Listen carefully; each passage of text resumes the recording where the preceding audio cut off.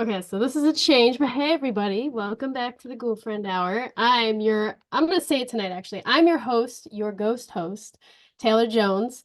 Morgan is also here, but unfortunately she's having some kid issues at the moment. So I'm gonna kick it off right over. We have some awesome people here tonight. We have Daryl, Jeff, and Trey.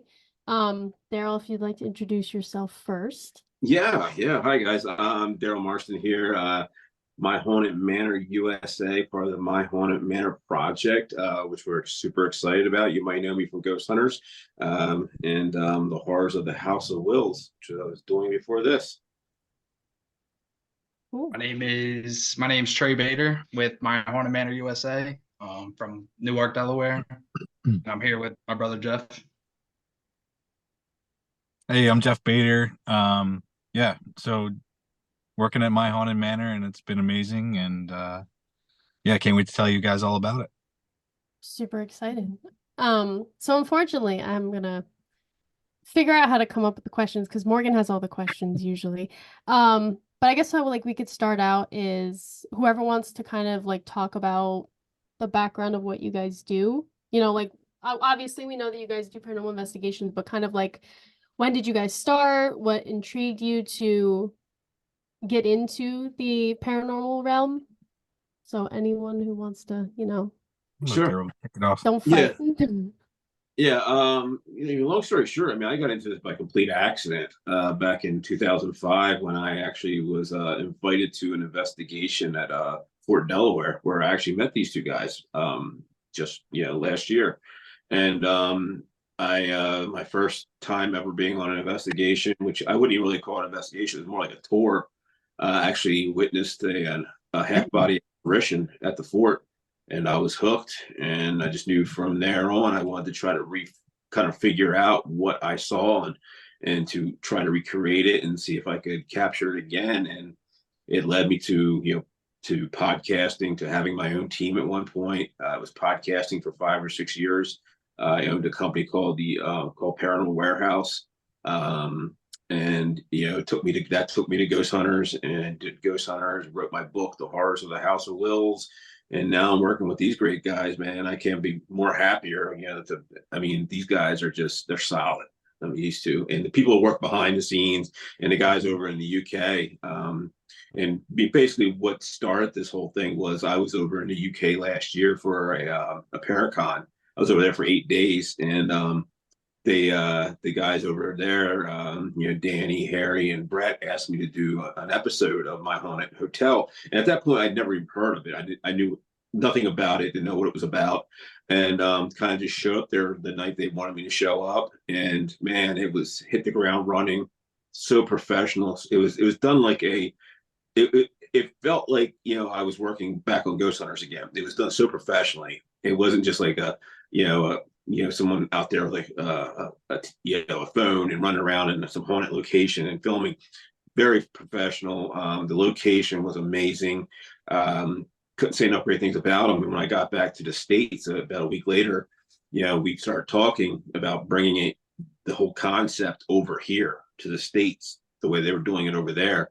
And it kind of grew legs, and grabbed these two guys up real quick. Saw what they were doing. Did an event with them back in October. Actually, two events with them over at Fort Delaware for Diamond State, and saw the way they were doing things, and I saw that same attitude in them, and the professionalism, and the way they were doing things and filming. And I knew it was meant to be at that point, and it just took off. And it's funny because how fast this thing has blown up. I mean, and it hasn't even begun yet, which is crazy to me. It's going haywire. It's going crazy. We're to the point now. We're at the grand opening here in just a few days, this Friday, the 22nd. And people are going crazy. The whole town of Columbia is going crazy over it. It's really cool to see. So I'll let these guys talk. Yeah, Wow. Yeah, Jeff. I've been really into the paranormal since I was a kid. Had some crazy experiences where I saw some things, and I've been kind of chasing that my entire life, trying to prove that I did see that. Um, it's full body apparitions. Told my mom about it, and she's seen things, and we've definitely kind of bonded over ghosts and paranormal. And then ghost shows come out, and me and Trey are watching ghost shows growing up, and just always been into it, and knew that there was going to be something that we could do with paranormal, with ghost hunting. um got into video, and um we worked with Diamond State Ghost Investigators out of Delaware, um running the fort during October. And Fort Delaware is absolutely an amazing place, like Daryl said. um we do all their promo videos, and that's where we met Daryl. And I'll let Trey touch on Diamond State a little bit more. Yeah, so I mean, like Jeff's saying, I was kind of born into this. The first place, I was, lived at when I was up until 2 years old was super haunted. Apparently, I don't remember, but Jeff and my mom, my sister, they all were super big into ghosts, following that place. So I kind of grew up sharing that interest, following their footsteps. And then about 2019, 2020, I joined Diamond State Ghost Investigators. Such a good team, such a reputable, respectable team, professional, and they taught me everything. About a year later, I got Jeff in, and then he had his daughter, so it kind of, made things tough for him at that time. But he kept helping out with video and stuff like that for us. And then this past October, met Daryl, and here we are now. So I kind of want to touch upon, I know Daryl had shared one of his first experiences. And Jeff, you said you had some experiences that you had been chasing that kind of jump-started this for you and made you chase after it. So could you talk to us a little bit about that experience? Yeah, definitely. I was definitely an indoor kid. I grew up in Wilmington, Delaware, and kind of inner city. Played a lot of video games, kind of raised by TV. And I was trying to exercise, and I was running up and down the stairs. And at the top of the stairs, I can, it's painted, burned into my brain, this picture of Jesus. My mother, very religious, and the painting of Jesus where he's holding his heart, and it's like on fire, and it's very grim painting.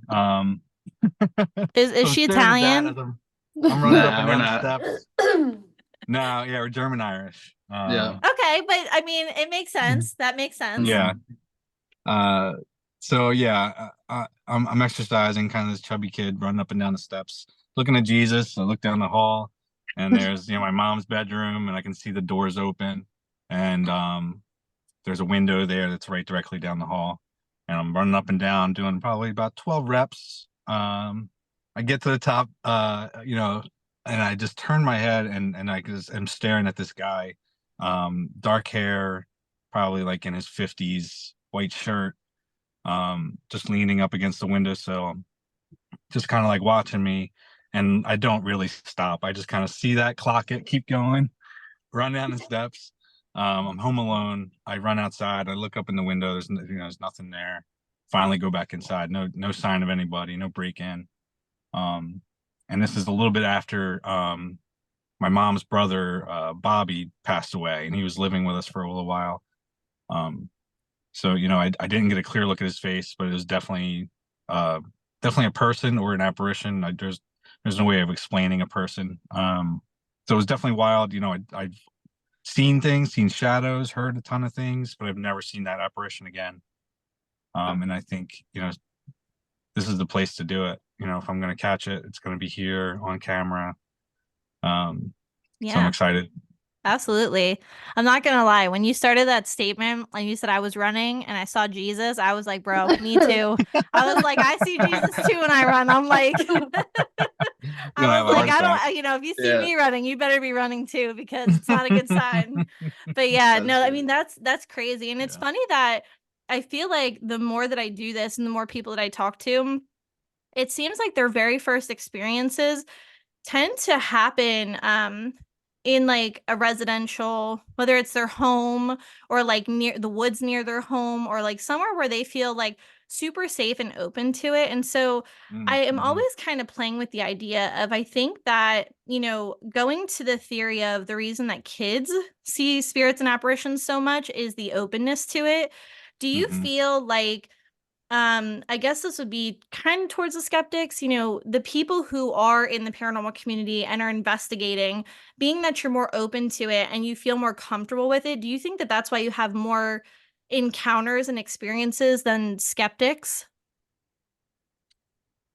If that kind of makes sense. I was trying to word Yeah, that no, it correctly. definitely makes sense. Yeah, I Yeah. think that as a kid, you're definitely more open. You're perceptible. You're just, yeah, you're just open to the universe more. You're not closed off. You're not bogged down with so much, stress and worry. And I think if we all had the time and and the space to just relax, we would probably see more things. But Yeah. I think it's just the stress of your day, and you're not paying attention. Yeah. That's I agree that's a with good that. point. I mean, a good point, being like when we're locked down in these locations, like, My Haunted Manor, Sam and Miller, we're focused just on that location and the paranormal activity and the people who are there. And it's easier to concentrate on, easier to focus on. And that's why we capture what we capture. So, yeah, it makes sense. Yeah. I Yeah. think there's definitely, like, it's just interesting to get so many different perspectives on the way that people from this community, all the evidence that they've gathered, to see how they feel the afterlife kind of works. And kind of also asking that question, kind of a double-sided question to that is, besides just spirits, I mean, what do you guys think about the whole cryptid, extraterrestrial, other dimension kind of beliefs? I mean, what's your perspective and your hot takes on that? I mean, I would say I'm open to anything, you know what I'm saying? Like, I don't think there's any right or wrong answer with any of it. I think some of that stuff, like studying, extraterrestrials and stuff, it's harder to investigate. It's harder to put yourself in the right positions at the right time to find answers. But I'm definitely into all of it. I would love to explore every avenue, any possibility with it. It's just, yeah. I mean, there's no way Understandable. aliens aren't real. Right. I agree. That's a no-brainer. I mean, The Yeah. government said so, right? They just not released it, that. so It's Yeah. not just that. I mean, for us to think that we're the only thing out here in this Yeah. universe is just, it's asinine. I mean, Mhm. if we're the best there is, I mean, we're God. screwed. Help us. Yeah. I was like, No, no, I love, absolutely. ancient alien theories and ancient astronaut theories and time travel and, alternate dimensions. I think there's definitely a case to be said for all of that. And, Yeah. and the science behind it is starting to catch up to, all the conspiracies. So it's interesting time. I for all think of I that. I love mean, the. like, Go ahead. I was gonna say, like, who's to say some of the evidence we capture isn't something from a different dimension or an extraterrestrial? It's like, it should never be a foregone conclusion that it's just a spirit. It could be anything. It's what we're chasing, is we're trying to find answers, but it's super tough. And I think as technology advances, maybe we'll start getting more definitive answers as to what it is. Mhm.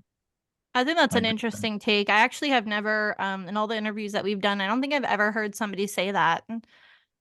It's really interesting. So I do feel like the paranormal community has been really good about, like, categorizing things and, like, oh, this orb or this mist or whatever it is that's captured on camera, this is a spirit. This in the woods, is Bigfoot or a cryptid or a skinwalker or something like that. Where I feel like the only time I've really seen the whole, like, ET mixed with cryptids has really been Bigfoot, because people are now kind of talking about how that could be extraterrestrial. So it's just interesting. I kind of also want to now get into, well, I guess get back to My Haunted Manor. So let's talk a little bit about we didn't watch the video, like I said, but we saw the title. You said you guys captured an apparition. So, Sam and Miller's been around for, decades, and there's been investigations that took place before it was My Haunted Manor. So this was a piece of evidence that was actually sent to us. And it's really compelling photograph of what we think is like a 3.5 foot apparition coming out of what we call the kids' room. It was taken about two years ago by a group that was investigating.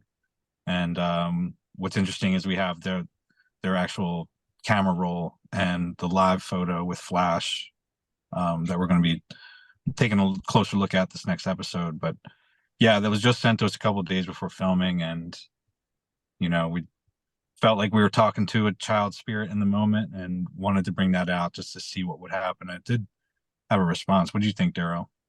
Yeah, I mean, it goes back, years and years and years before we ever came there. The people talk about child spirits in the building, in the location, and people seeing things and hearing things, and children being caught on EVP, even audibly.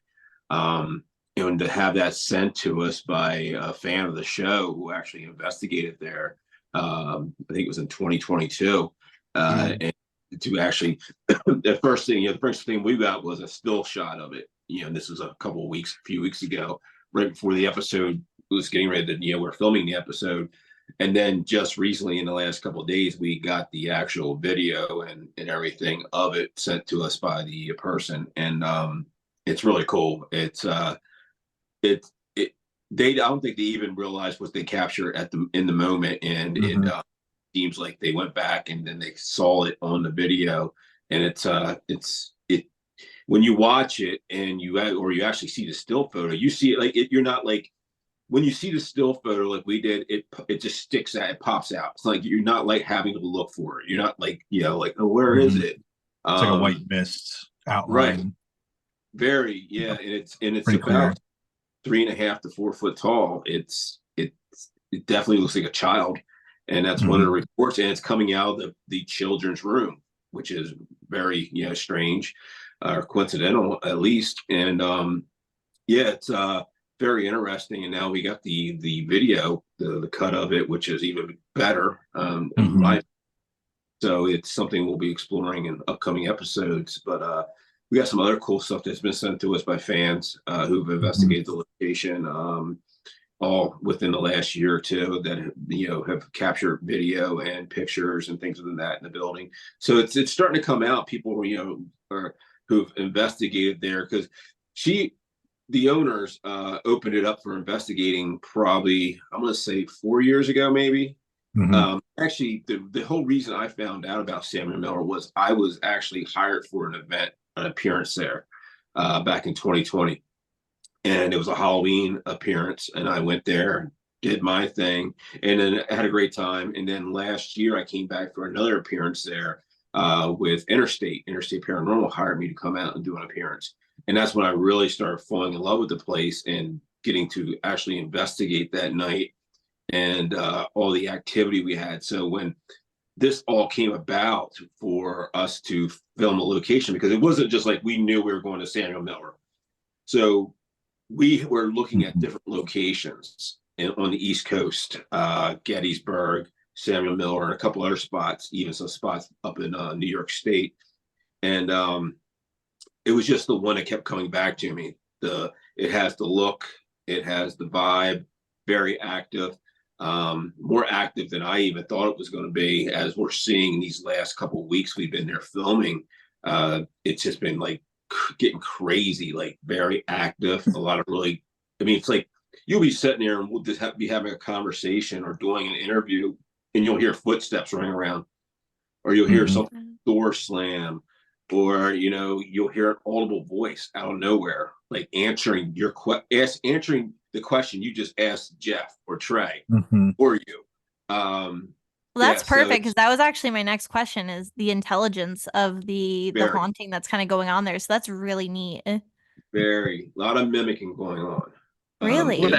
I would add to that piece of evidence, though. It just tells you the importance of, when you're doing an investigation, to take multiple pictures or use that live feature, because us having that live snap of it is so big, because so many people have said, could the picture have been tampered with, blah blah blah. But us having that now, kind of validates that piece of evidence. So Yeah. anyone listening that, investigates, take multiple pictures or, use that live feature for sure. Mm-hmm. And that's And another thing kinda- that's great about My Haunted Manor is when we bring people in there, these groups or individuals, we're helping to train them as well, kind to mold them into better investigators. Not that we don't think they know what they're doing, but there's a certain way we like to do things, especially the three of us and the people who work behind the scenes, and the boys over in the UK as well.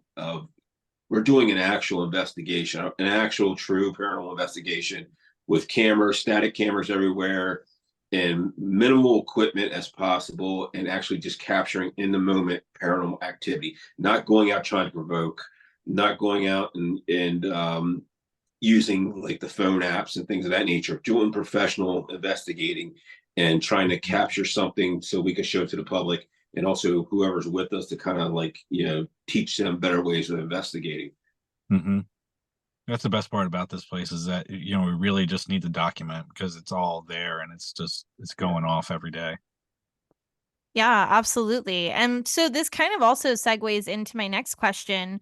I do feel like certain tools when used during investigations, not to say that spirits have preferences, they may, we don't know, but do you find that a certain method or a certain investigation tool tends to work better at Samuel Miller Mansion than say maybe other locations that you've found? Like, have you tried different methods? Do you have one that is kind of tried and true and you feel like you get a lot of evidence with? I could tell you right now, from in my opinion, the EDI. Like, if you get an EDI to go off, you got something. And like, I've investigated all over this country, the UK, and it's when you get an EDI, it's like very seldom. This place, the EDIs are go crazy. You can have 3, 4, 5 of them set up in different rooms, and they're all going crazy at different times.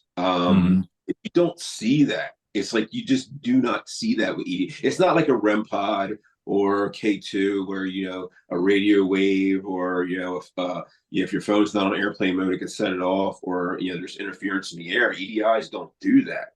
So when we're getting EDI hits, that's pretty significant, and it's something you want to keep an eye on. And we're getting a lot of that there. I would say wherever you're not looking as well. Because this past Friday we investigated and we were up on the 3rd floor. Something would go off on the 2nd floor. We went down there. Nothing went off on the 3rd floor while we were up there, but when we were on the 2nd floor, that started going off. It's just it was like playing games. I mean, we literally played Marco Polo with it. Yeah. Oh my God. And it I'll was say y'all got like Polo. team Fitbits. You got to track your steps, man. These know. ghosts got you running, Yeah. huh? I know. They're messing with us. I was watching, listening to a podcast about Fitbits, and that could be an interesting thing to bring on later. Is if you're having a personal experience or you get touched, how does your body react to that? Fitbit could capture that data. Just something else to back up these claims. Yeah, I never heard that before. Yeah, I actually did your that. heart rate. Yeah, things. Yeah, I used to wear a Fitbit all the time, and this is like when they first came out 10, 12 years ago. And I used to wear them on investigations, and you would get spikes when certain things were going on your Fitbit, like your heart rate would increase, or if certain equipment would go off. If you're using like people are using spirit boxes and things of that nature, your Fitbit would actually react to your body's reaction to that. It's pretty well. Yeah. So Daryl, I got to ask you, were you wearing a Fitbit when you got thrown across the room? I can't remember. I probably was, because that's right around this is like 2014 or 2015 when that happened. So yeah. Dude, my heart rate would be I don't know how you do it, man. You have had some experiences. I give you kudos. That's so cool, though. That's one cool thing about Samuel Miller. I mean, it's bringing me back to like, because paranormal, you have all these great experiences, and sometimes it gets really dull for a while. You investigate these locations that are like, not to say they're not exciting, but they're just, you've been there, you've done it before. And then Samuel Miller brought that back out in me, that the love for investigating. I haven't had that in a while, because I haven't been to locations like that. And not saying the locations I've been to were bad or anything. I just wasn't like, I didn't have these in the moment experiences like we're having. Like, I mean, and Yeah. it seems like the experiences we're having happen at the most crazy times when you're not expecting them to happen. You're just talking, which is great. We're having a conversation or we're doing an interview, and this things just pop off and start going crazy. And that's what I love about it, because you never know what's going to happen at My Haunted Manor. You just don't. You just have to record constantly. You do. You have to Something's literally gonna happen. have cameras on us all the time. You have to, because if not, you're going to miss some crazy evidence. Well, it's a good thing then. I'm feeling very grateful that I thought to order extra GoPro batteries, because I was like thinking about it. I'm like, what else do I need to bring with me? And I was like, you know what? We know how the spirit world is. We know that they like to drain our stuff. I'm like, let's pack extra batteries, so we can get all the footage and check everything out. And I'm excited because it There's a just lot of sounds that like, there. Yeah, there's a lot of batteries that always get drained. yeah. For sure. Do we have like a time average on that? I'm like, I have time. I have time to prime, order some more batteries if I need them. But yeah, Bring 'em all. I'm excited. I think that for our first investigation, to kind of hear all these really exciting things that are happening, even if we, like you said, we're on the third floor, something happens on the second floor, whatever it is, just to feel that energy. Like, I just feel like, and that's kind of what I wanted to ask you guys about too, is like, when you walked into Samuel Miller Mansion, could you, is it palpable? Because I feel like there's locations, like when I've been, like my husband loves Gettysburg, and we are always going to different locations there. And I just feel like there are some places that when you walk in there, your heart starts to beat a little faster. You feel, So does it have that kind of air to it? Yeah, for me it did. It does, yeah. For me, it was the third floor. I went up there the first time and I got really dizzy. It was just an energy shift. And last weekend, I separated, went downstairs because things were going off on different floors. And Trey, you said you were talking about that energy shift up there. Yeah, so there you were up there at one point with me, right? When we were feeling it was like just an energy change in the room. It wasn't like a cold draft. It was just like this weird. Like the room was spinning. Yeah, it was weird. Yeah. And Tony, who was with us that night, he got actually really dizzy. He had to sit down.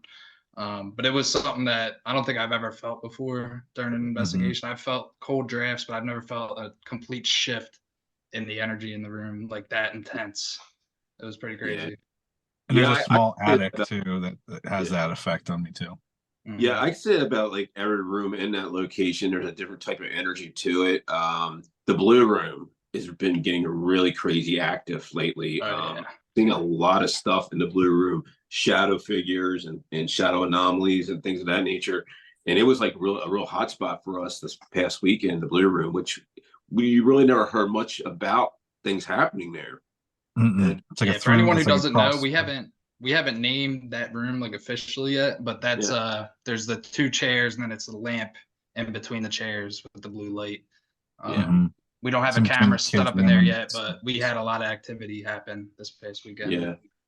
Yeah, it's just there's a weird energy about almost every spot, every room, every part of that building that you can't just put your finger on. And I say the third floor is definitely the one where you don't feel at ease. Definitely on the third floor. Yeah. That's what you're saying. I should avoid that floor. There's a room. Don't avoid it. This is where me and Taylor are so yin and yang. No, because Morgan will go on that floor. I will not go on that floor. Well, it's so I'll tell you guys something that I haven't even told Taylor, and I was waiting for this moment to talk to you guys about it, because I don't know how you guys feel about psychic mediums, things like that. So ever since I was little, the whole reason I started this podcast was mainly on this kind of journey, just kind of trying to define, what my gifts are, kind of why I've seen things the way that I've seen them since I was younger. And it's funny because I haven't really had any dreams, and honestly I really shouldn't say I haven't really been nervous, I think I've been maybe a little too excited to go this Friday. I'm like, Taylor's over here and she's like, Morgan, I'm shitting Morgan, my you gotta pants. chill out. And I'm like, what are we getting our hands into? Where are we going? Mhm. And I had this crazy dream, and it was like, it felt like it was like a warning, but it wasn't scary. And it was just like my grandmother, and she was just kind of like, be careful, tread carefully, like, don't be overzealous. And then I saw like, it was like very dusty, very cementy, and it was just like very empty. And I don't know. It's weird because it's like I can see it in my head. I can't paint it because you guys are gonna be like, oh yeah, it's a very unique room, Morgan. That totally, tells me what kind Sounds of like room the that is. basement. Yeah. That's every room there. Sounds haunted. Yeah. So, but like it was very I almost wanted to say like a basement. Like it reminded me Basement. of, it was That just a sounds like lot the of basement. cement, but there was like, I keep going like this because I could feel like dirt in between my feet. And there's a very dim light. Like I don't know if it's one light bulb with like one of those old school pull strings. And it was like, so she just said, just tread carefully, be very just aware, and like, just protect yourself and whatever, whatever. And so I thought it was funny because I haven't had a dream in forever, and this is my first investigation. My first, like, I'm going into a haunted location. Like I said, we've tried to stay very unknowing of everything that's going on. Obviously we've heard some from you guys, but I started to get a little nervous after that dream, and I was like, so I asked a couple of my friends who are sensitive, and they were like, sometimes before you go to haunted locations, you will get warning dreams. You'll get, then that's just basically like if they know you're coming or something like that. And so I thought it was interesting. And so I kind of wanted to see if you guys had had any similar experiences. Like, did you guys either before visiting the location or after being there, did you have any strange dreams or strange happenings? Outside of being at the location. I can not there, but I know what you're talking about. I had the same types of dreams for House of Wills when I went Okay. there. Yeah, before I went there. So yeah, I know exactly what you're talking about. Warning, basically, watch it, tread lightly, watch what you're doing. Don't step where you shouldn't be stepping, type thing. Yeah. Yeah, so yeah, I understand what you're talking about, but no, I'm not a Samuel Miller, but I can tell you Samuel Miller has, or My Haunted Manor has the potential to, I wouldn't say a dark potential, but it does have a potential that could scare the shit out of you. Yeah. Yeah. Yeah. That's the feeling that I got. And so like I said, I don't know any background.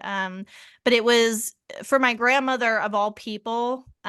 She always tends to come through, not for me, but for like anytime I visited, like, and worked with a mentor or a psychic. So when she came through, I was like, oh shit. I was like, that's not good. I'm like, cause she's a bad mamma jam. I was like, that's not a good thing. And so I was like, all right, we gotta be a little less overzealous. But I just, I just think that when you have a place with that much energy, you tend to wonder too if there's a portal there. I mean, how do you guys feel about that concept? I don't have a dog in the fight on that one because I can't prove or disprove it. True. Yeah, just like psychics, I can't prove or disprove them. So I really don't. I mean, I've met really, really, really good psychics who tell you stuff that there's no way they can know, and I have ones that say they are good and are not, and they're just out to make a buck. Absolutely. But yeah, I don't know. I'm sure portals can exist, but I just, like I said, if I can't, when I investigate, I try to keep it down to earth. I don't believe in crossing over and stuff like that. You see people who can go in and cross over spirits and things of that nature. Try to keep it very scientific. What Yeah. I can prove, what I can disprove, what I can capture on either audio or on video. Yeah, and something that is tangible that you can bring to the public. I Yeah. can't, I can't say, oh, there's a portal up in the magic window room.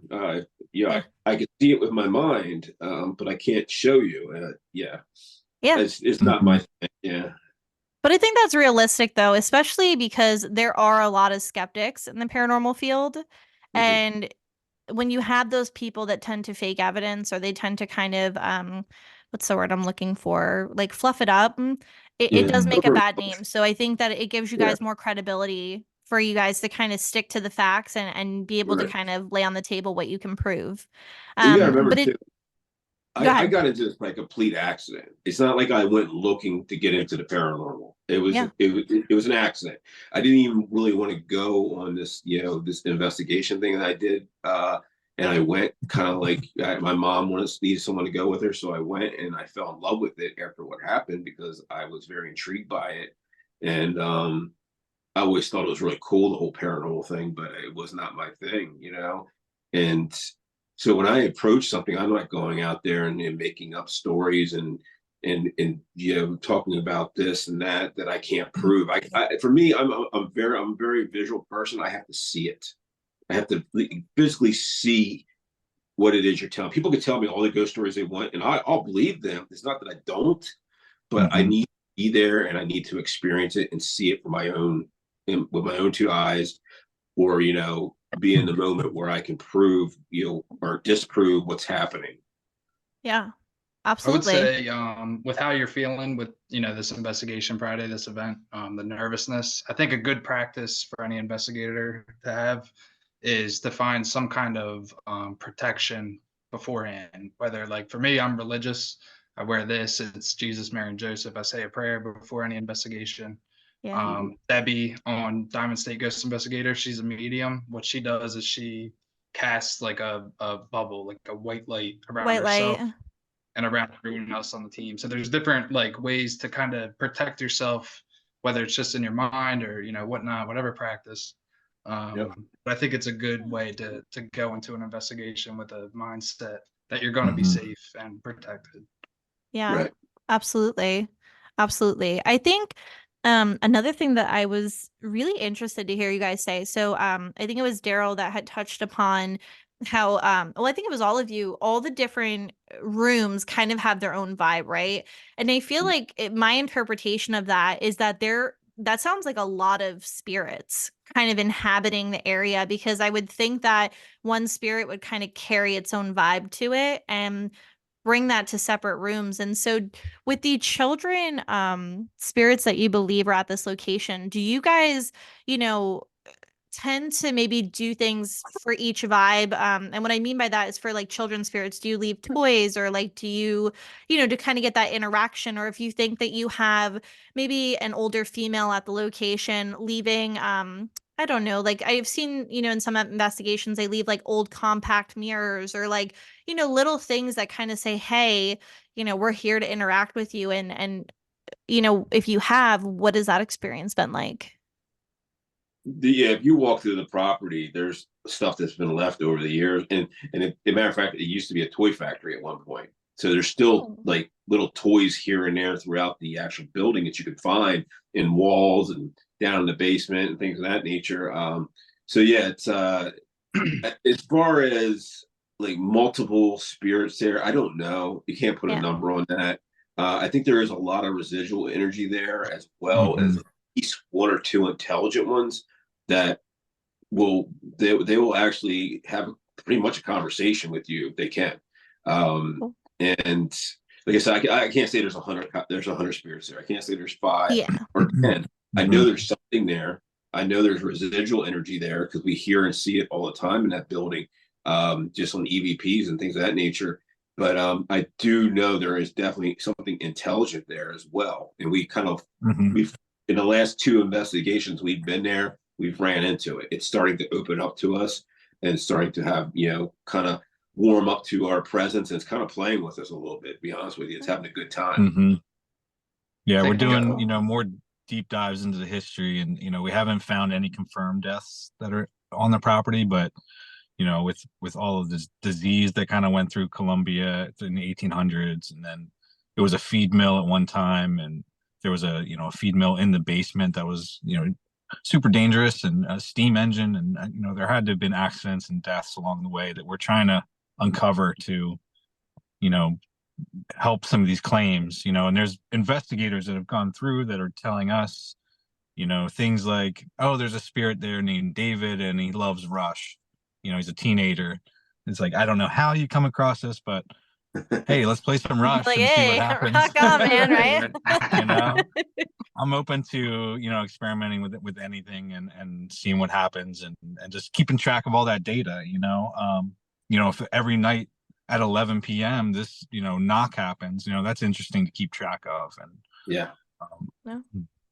Yeah, the building has worn many hats over the last 200 years. It really has. It's been a many different things, and it held a really big part in the Underground Railroad and the starting of the Underground Railroad. So that's a lot of history there too. The Bridge and Bank Company with the burning of the bridge there right before the Battle of Gettysburg, that actually diverted the whole Confederate Army to Gettysburg, because they were supposed to go into that town and take that town and head to Harrisburg. Well, they burnt the bridge down to divert them, and a few days later is when Gettysburg happened. So it would have never happened. And that bridge is right next to the building. Literally, it's within like 200-300 yards of the building. Then you got the Underground Railroad, where there's still traces of that in the basement of the building and other parts of the building. There's a room in the attic. There's a small attic in what they call the servants' quarters.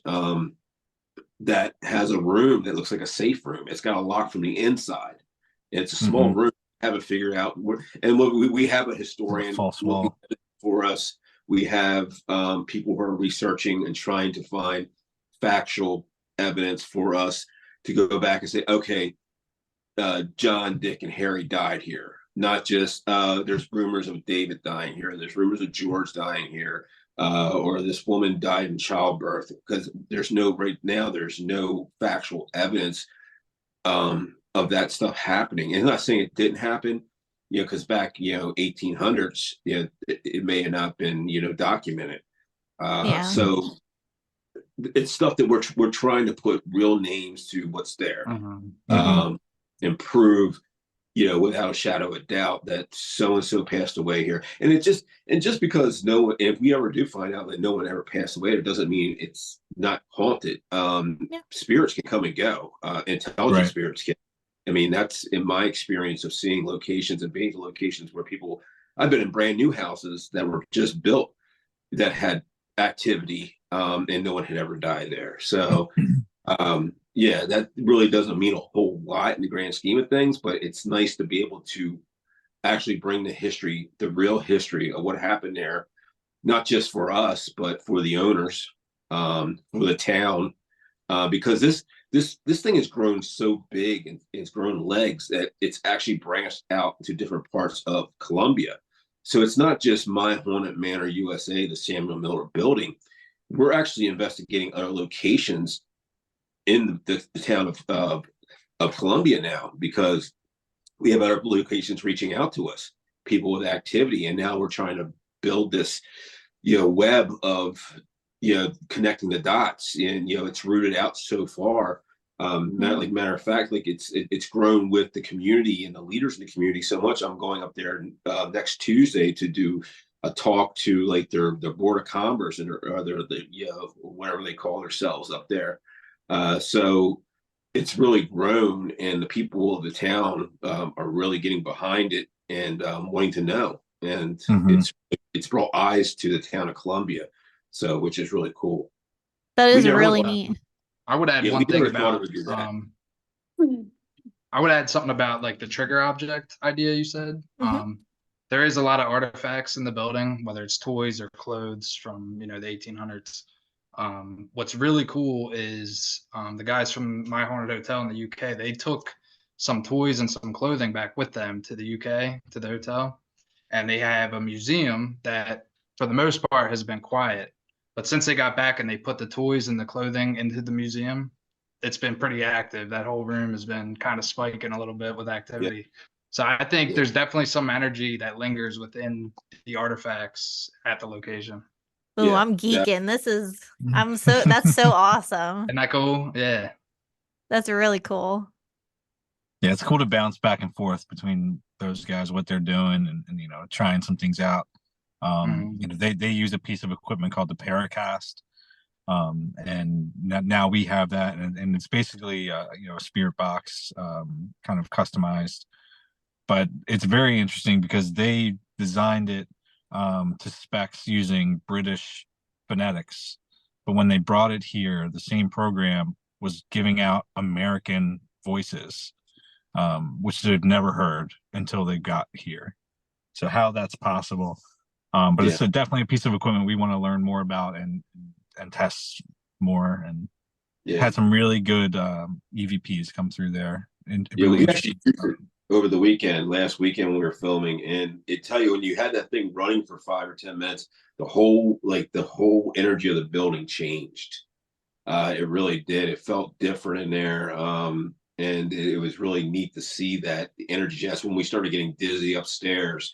The three of us, and then Jeff, you're downstairs, and the EDIs are going off between us. And it's a really cool piece of equipment, and we definitely need to learn more about it. They've been using it for a while over there, and the cool thing is it's unique to just My Haunted Manor, the My Haunted Project, the My Haunted Manor Hotel. So no one else has this tool.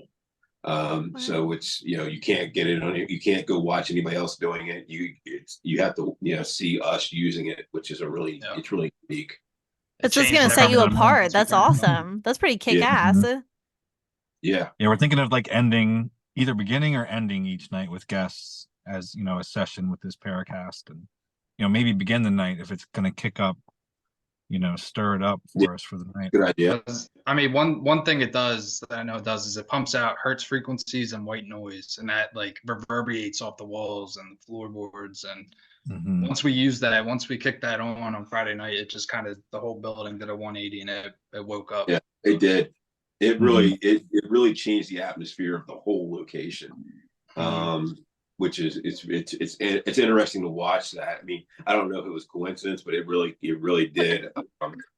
So yeah, it's going to be neat to try that at all our big events, and we're filming at least one part of the episode every time we film, and using the Paracast and see how it reacts to what's going on in the building and different locations in the building. I mean, I can't wait to see that in action, because that sounds really neat. Well, you'll see it Friday night at the. We'll do it Friday. Yeah. Don't make my heart palpitate, Daryl. Oh my gosh, I'll be so excited to see that. It's neat to watch because the Paracast. I mean, I can kind of like correlate it with the EDI so a lot of people don't know this, but on Ghost Hunters, we introduced the EDI to Paranormal. Like, we were the first people ever to use EDI, and then you go to any investigation and people have them now. So will that be the same thing with the Paracast in 5 years, 4 years? Who knows? But it's cool to watch that, where you're the only person that has that piece of equipment and are using it in the paranormal field, and to getting the results we're getting from it are pretty interesting. Yeah, 100%. Can't wait to see that, because that's gonna be so cool. I wanted to ask you guys, so as far as like the Estes method, it was something that I was kind of toying with possibly doing at this location while Taylor and I are there. Thoughts?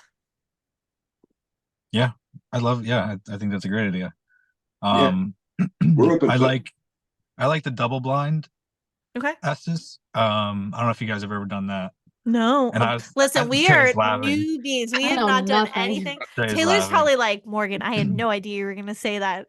I'm surprising Taylor with a lot of stuff. I thought it'd be cool, since we were brothers, if there was any connection or think what comes out of us being under the same audio, and what we can pick out. I would like to see this with you guys doing it holding hands, completely different floors of the building.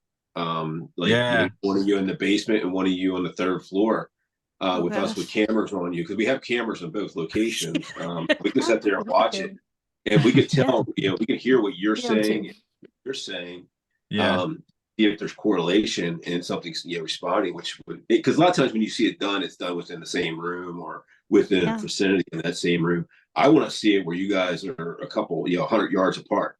That's what I want. We can do it. We'll put Morgan on. We can do it. Yeah, at UK, USA. I'm gonna tell you right now, Taylor, the basement is no better than the. I'm not going to the basement. At least I'm not going to the basement alone. Listen, after living at my grandparents' house and having to do laundry in that basement, I am a seasoned vet. I can do this. I'm gonna go down to that basement, and I'm gonna put this Estes method to the test. Taylor, we can do this. Listen, I'm not gonna lie, I saw things as a kid, okay? Morgan knows I've seen a lot of things, but I'm still scared, okay? Yeah. It's the not knowing that scares me. I just I think it's mean, funny that like yeah. as somebody who's afraid of the dark, even as like an almost 30-year-old, that I contradictory like love and like want to do the Estes method where I'm like completely blindfolded. I have no Mhm. senses.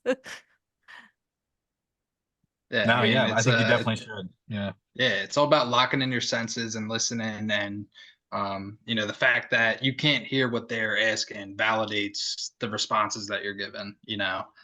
There's no manipulation play where if they ask what's your name, and if you hear something that could have been a name but could have been something different, but you say the name because that's what she asked.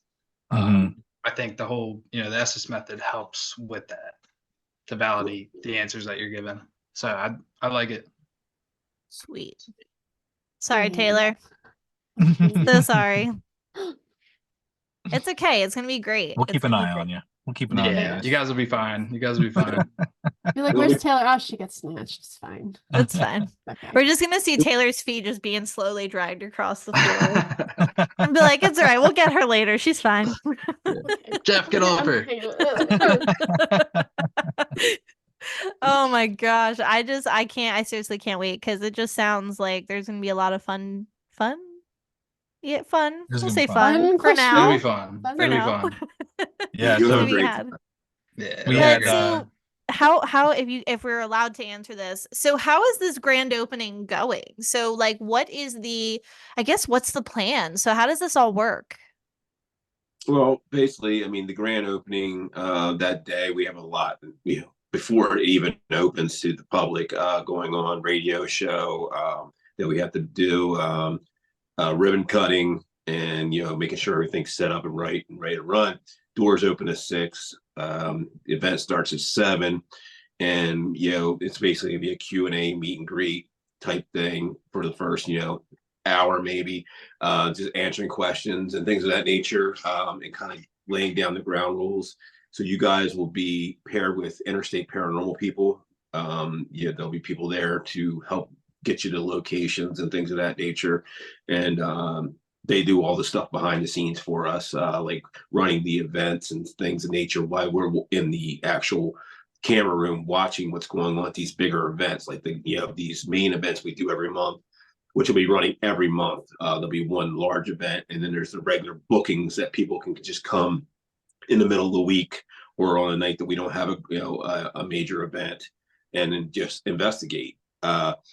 So it'll be that we'll be breaking people off into teams, going off into your locations, and you'll all have walkie talkies where we'll switch you at a certain time, whether it be 45 minutes or an hour, we're not sure yet, and get you to a new location. The place, if the area you're in is going crazy and you're having stuff, we'll let you just hang out for a while. There's no rush to that, but it's well, it's all well put together, and we have a good game plan on how we're going to move forward and move the teams around, and that way everybody gets a chance to go to every part of the building and investigate and to have a good time and just enjoy yourselves.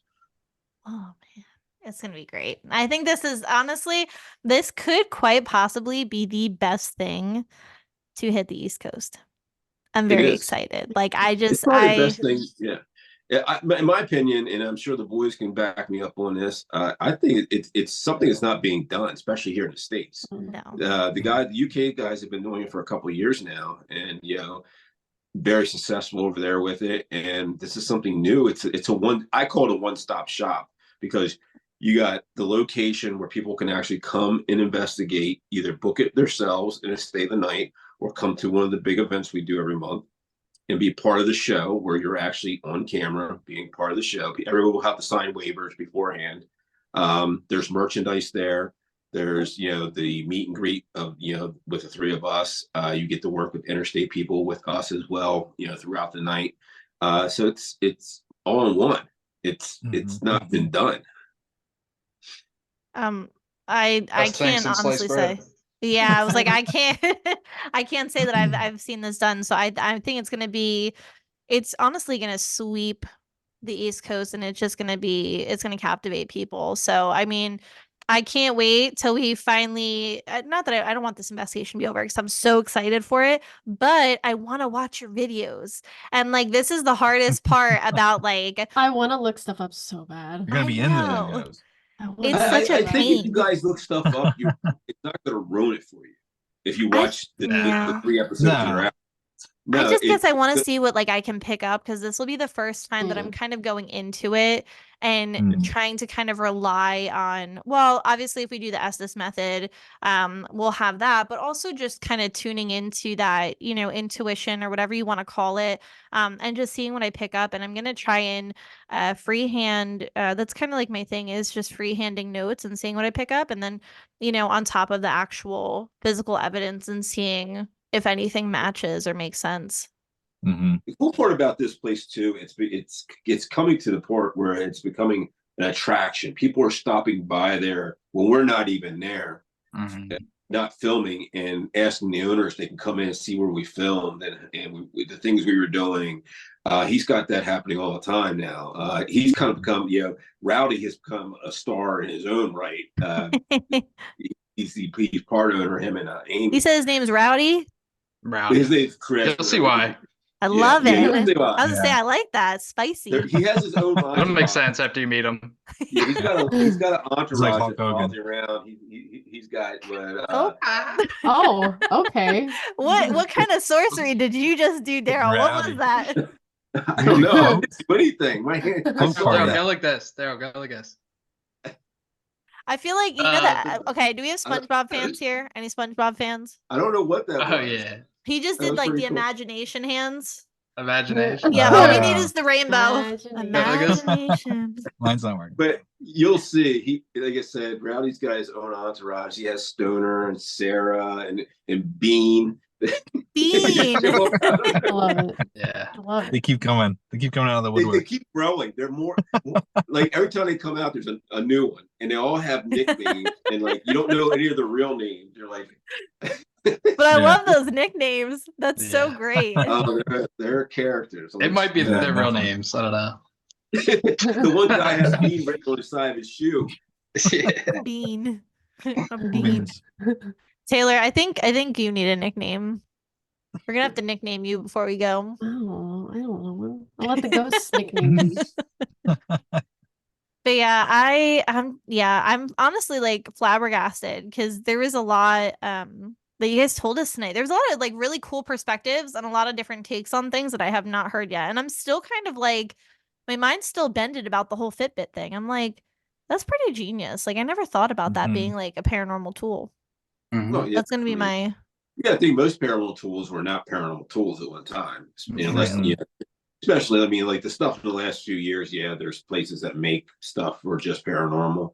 But a lot of the original stuff, like the K2s and, and not millimeters, like the tri-fields and stuff, they were not invented for paranormal. They were invented for everyday use. Dowsing rods were Dowsing to find rods. water. Right. Yeah, they've been around. Dowsing rods have been around since Druid times. Right. So, I mean, Cat balls are for cats. if I see another damn cat ball, I'm gonna break it. If Spooky the cat is not playing with it, we're gonna. Yeah. It doesn't belong there. Yeah, That's so we have you guys may have seen this on our other episodes, but we like to do this fun little, we call it the ice melter because it's not technically an icebreaker anymore at the end of the show. Each of you, I'm going to have you guys pick your favorite horror movie villain. Starting with Daryl. So it'll be Daryl, Trey, Jeff. And I'm sorry, Jeff, I keep putting you last. I'm just going in order. That's I don't know fine. what order we are on your screen. Best for last, Jeff. Best That's for right. There Yeah. you go. Gives me time to think. last. All right. So, Smart. favorite horror screen villain. I Yeah. would probably have to say. I'd probably have to say Leatherface. Mm. Oh. He's a It's a scary good one. It is a scary one. Spooky. Because the thing about Leatherface is he's not like, it's not fakery. That could really happen. He's a real person. You know Ed what I'm saying? Gein, right? That's true. Yeah, he's not like Ed Gein. Yeah, you got it. Freddy Krueger or Jason or even Michael Myers. He could be real. Yeah, he could be a real person. So yeah, I think Leatherface. That's scary. That's true Daryl fashion, keeping it factual. Ed Gain Yeah. in the house. All Yeah. Right. right. Leatherface. I would say an underrated one. Probably my favorite scary movie is Jeepers Creepers. Yeah. Ooh, Yeah. Yeah. that's a good Yeah. I one. think Love that that's one. also based on a true person. It is. Yeah, It is Yeah. based on Yeah. a story, It was like a true crime story. It was like the same shot, the car going down the road, like a couple. Seeing the body getting dumped. Yeah. I saw Yeah. that So and I was scary. like, Yeah. And it was like a low budget film, but it was so good. Justin Long, Yeah. It was so the good in original it, was dude. awesome. The It was original so good, man. I love that movie. And then they Yeah. made all these remakes with like a higher budget, and Yeah. you're like, Yeah, Mm. they were just, I know. Wait. I know. So like what disappointing. happened? So disappointing. The second one wasn't bad, but then after that, it was like It was Yeah, it just was a got little too much. Yeah. downhill, a little bit. All right, Jeff, you've had all this time. Yeah. Yeah, I love horror movies. It's hard to pick. But I think the things that scare me the most are, like Daryl said, like the real, grounded, like things like Strangers. I'm excited for the new Strangers Yeah. coming out. yeah. Just Yeah. people breaking into your house always screwed me up. Michael Myers was one that got me as a kid. I love Michael Myers, but then it got really silly. It was like he can't go around the jewels that are on the ground. There's the whole cult thing, and got silly. It did get wild. Um, Did you hear though that they're looking to make a series now? yeah. Yeah, it's like a complete new, clean story, new Yeah, reboot. I'm They interested. got no, they I'm gotta stop. interested, but I'm like, I'm Halloween fatigued. Yeah. Keeping There's expectations too low. much. Yeah. It can't get better than Oversaturated. the original. I like the Alright. first two of the last trilogy. I didn't like the third. I thought it was just too much of a leap. It was a little crazy. I'm like, you It can't just kill the wasn't Michael boogeyman. Myers movie. It wasn't a Halloween movie. It Yeah, was like Christine or something. true. But yeah, I could talk horror movies all day. I'll come back. Me too. Is that your pick? Is it Mikey Myers? Yeah, I'll go Mikey Myers. All right. So it's gonna get really interesting now because this is the actual game. You guys just picked your characters to kiss, marry, kill. So this is the ice melter. So we have, I know. So you guys just did yourselves Creepers. in. So here it is. So we have our contenders. We have Leatherface, Jeepers Creepers, which let me just say that just sounds so terrible, and Miguel Myers. So you guys started. We're gonna start with Jeff this time. Jeff, we're starting with you. So it's gonna go Jeff, Trey, Daryl. Jeff, kiss, marry, kill. Kiss, marry, kill.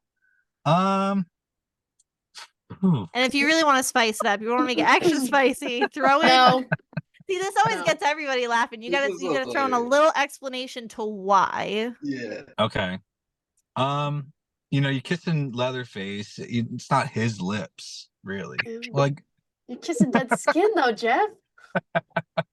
so I'll kiss the best Leatherface. answer. I'll probably kill Jeepers Creepers, that son of a bitch. And then I'll marry Michael Myers. We'll be in the Myers house.